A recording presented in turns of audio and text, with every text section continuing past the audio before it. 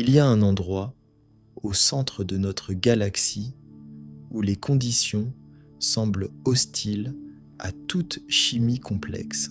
Des radiations intenses, des écarts de température extrêmes, un trou noir supermassif qui engloutit la matière trop proche. Et pourtant, en pointant leur télescope vers ce chaos, des astronomes ont détecté quelque chose d'inattendu.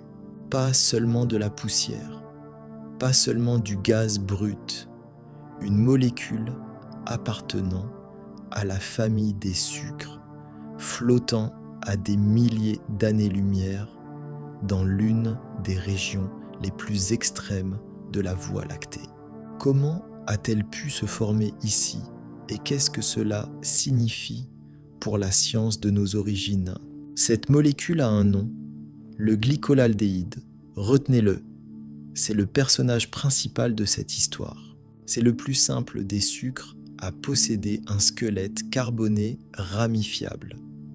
Dans certains modèles de chimie prébiotique, il est considéré comme un précurseur possible du ribose, le sucre qui compose le squelette de la RN, la molécule porteuse de l'information génétique dans toutes les cellules vivantes connues. Ce que les scientifiques viennent de repérer n'est donc pas une simple curiosité chimique. C'est une des molécules que certains chercheurs associent aux étapes ayant pu précéder l'apparition de la vie. Et elle a été détectée là où l'on pensait les conditions trop instables pour ça. Alors, où exactement cette molécule a-t-elle été trouvée? Direction Sagittarius B2, un nuage moléculaire géant à quelques centaines d'années-lumière du centre galactique. Une masse de gaz et de poussière si vaste qu'elle pourrait, selon les estimations, contribuer à la formation de dizaines de milliers d'étoiles. À l'intérieur, des zones glaciales, proches du zéro absolu, côtoyant des poches chauffées par des étoiles massives en formation. Des champs magnétiques complexes, un rayonnement cosmique intense, amplifié par la proximité du centre galactique. Un environnement qu'on imaginerait trop instable pour la formation de molécules complexes. Alors comment un sucre aussi fragile a-t-il pu s'y former et y être détecté? Les nuages moléculaires ne sont pas de simples volumes de gaz inertes. Une chimie lente mais active s'y déroule. Selon le modèle privilégié par les astrochimistes, les grains de poussière cosmique agissent comme des surfaces catalytiques. Atomes et petites molécules s'y déposent, piégées dans une fine couche de glace, et réagissent entre eux sur des dizaines de milliers d'années. Ce mécanisme pourrait expliquer la présence du glycolaldéhyde, mais c'est un modèle, pas une observation directe. On déduit ce processus de la chimie connue en laboratoire. Personne n'a vu la molécule se former. Une hypothèse solide, donc, qui nécessitait une preuve indépendante. Personne n'a envoyé de sonde dans Sagittarius B2. La distance et les conditions rendent cela impossible. Les astronomes ont utilisé un outil indirect, la lumière radio.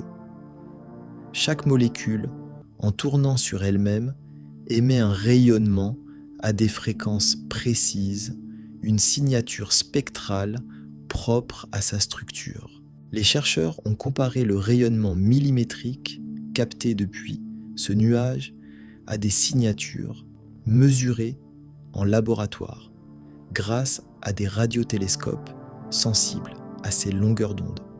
La détection initiale, réalisée au début des années 2000, a ensuite été confirmée par plusieurs observations complémentaires sur différentes raies spectrales pour écarter toute confusion.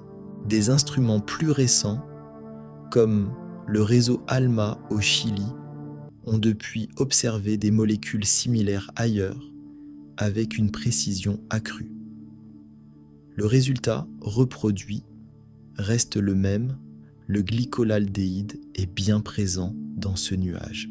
Si un sucre aussi complexe peut se former dans l'un des environnements les plus extrêmes de la galaxie, cela suggère une possibilité. Les briques chimiques associées à l'apparition de la vie ne seraient peut-être pas rares dans l'univers.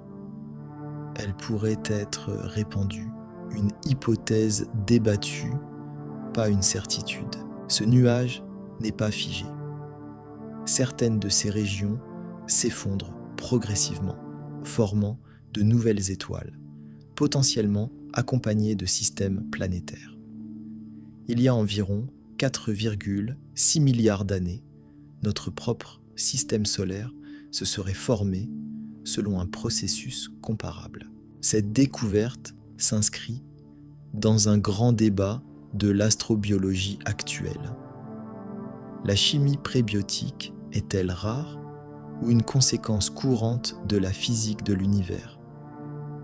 Un point doit rester clair. Cela ne démontre en rien l'existence d'une vie extraterrestre. Détecter du glycolaldéhyde ne prouve pas qu'il évolue vers du ribose ni vers l'ARN.